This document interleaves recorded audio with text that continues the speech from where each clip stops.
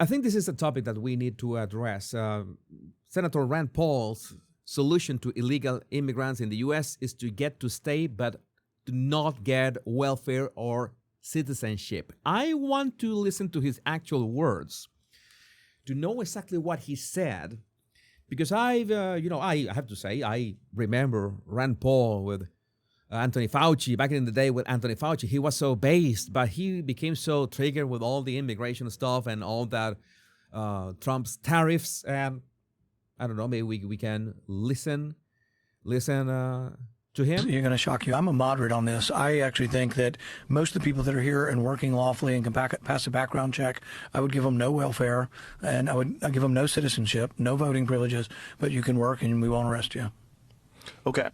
No citizenship, but a potential path to citizenship? I think it's better just to say the trade-off is this, that you came illegally. Right now the law says you got to go back and you'll never get in, basically. So the compromise is you came in illegally, you just don't get to be a citizen, your kids will be.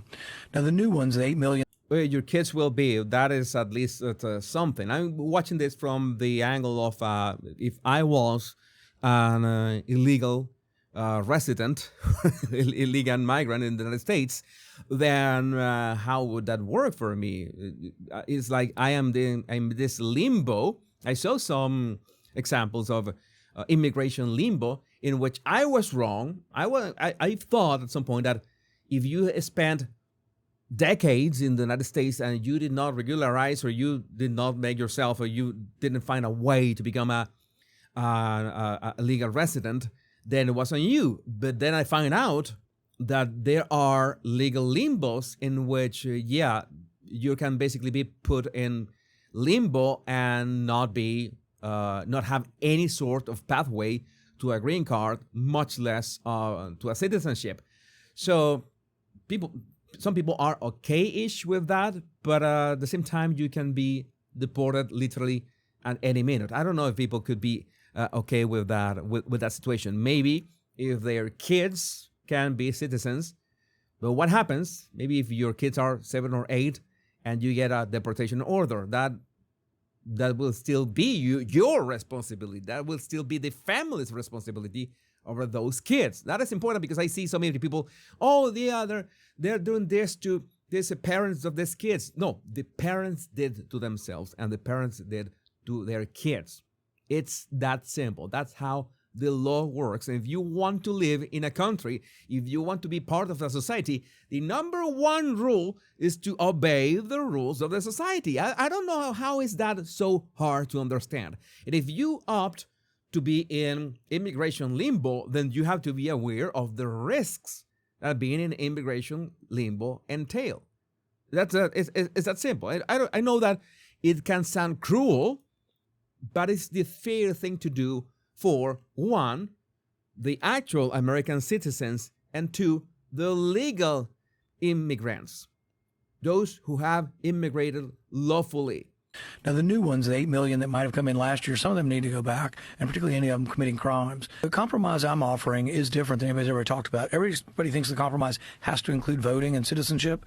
If in Texas we gave amnesty and let, a couple million people vote, immediately Texas becomes Democrat for the next 20 years. So that's what it's all about. It's about voting. I think some of the best Americans just got here, frankly. They have good work ethic. They're hardworking people. They work in our fields. They pick our tomatoes. They clean fish. They work in chicken houses. They do a lot of the dirty jobs in our country are done by immigrants. Yeah, it's like that. I think it was Chappelle who made a joke about if a Mexican and a Chinese had a kid, that kid would be the most hardworking dude in all the United States. So yeah, it was that kind of joke. Yeah, they work hard. That is undeniable. Nobody can deny that. But at the same time, yeah, you have this. You have this legal implications that you enter the country illegally. What are we going to do about that? And this is a sensible approach. I'm not going to lie, but the problem is that every sensible approach ends up being weaponized. Every sensible approach ends up being exploited. That is a fact. And the more it is exploited by a few, the more it's going to be exploited by many, and we start at square one again. Again, it's not an easy situation. I've seen some examples yesterday of I'm gonna try to show you an example that I had of an elderly lady who was see that she was 70 years old. She's 70 years old. I'm gonna tell you one exception. They say this one. I have this one. Kyle Cheney. He was sharing these more than 2,000 cases in which federal judges have ruled ICE has illegally detained people without bond or due process. He says illegally, but I was checking some of his examples, and so many of his examples were totally legal. But there was one, the one that he said that it stands out. It certainly stands out.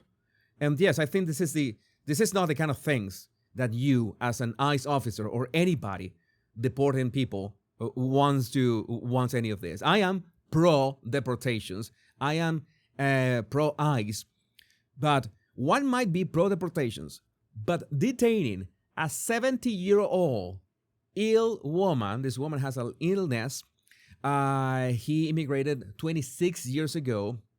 As soon as, like months after she immigrated, there was this order to be deported, but it was to Iran. That was the problem. She was put in this unsupervised parole limbo by Bush in 2008.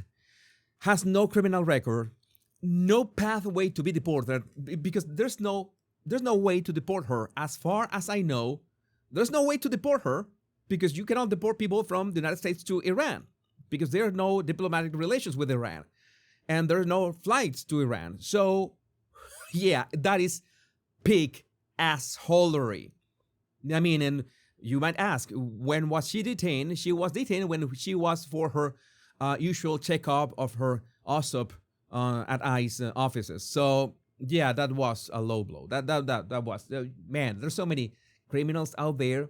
Yeah, you can start with the criminals. That I'm going to say that. Again, I'm pro deportations, but this sounds like, oh, I needed one to finish up my monthly quota. Let's throw her in the bin. And still, the law says that if you can't, you cannot detain her more than 6 months. So this was in November, by the way. This should be she should be out by April in theory. But again, what was the necessity of this? There's so many more dangerous and more potentially dangerous and actual criminals out there. Yeah, they're supposed to be focused on the criminals out there. This is not it. This is not it. You can have an ounce of humanity, understand, okay, the framework of things. You know, this is not it. Again, this was the example in which she can't have a green card. There's no path to citizenship for her. She was in immigration limbo for 26 years, and all of a sudden she was thrown in a cell, being ill, and they lost their, with no criminal record. I don't know. I think that's not fair. So they also came here with ambition because they want a better life at great peril, at great risk. And some of them are here illegally. I would have a work program. I'd let them sign up for a work program, pass a background check. But do you think that they should have to go back home in order to become a citizen? Like if you could show, like if some guy came over here 20 years ago, started off as a laborer, now he's a carpenter, he's working for some construction company, but he's an illegal. Right. Like, now, the trade is you don't get citizenship at all. Your kids will. I would just say you don't get citizenship. That's your trade-off. Here's an interesting survey. That could be a good trade-off. Let's find 1,000 people who are in Texas illegally and do a poll and say, would you accept this? Would you accept that you don't get to vote during your lifetime, but your kids will get to vote if they were born here in exchange for not having to worry about being in a car accident or being sent back to Mexico? I'll bet you 80% of the people who are illegally would take work without citizenship. But you know who wants the citizenship and doesn't care about work? Democrats. All they care about is the voting part. Yeah, I'm gonna agree with Rand Paul on that one.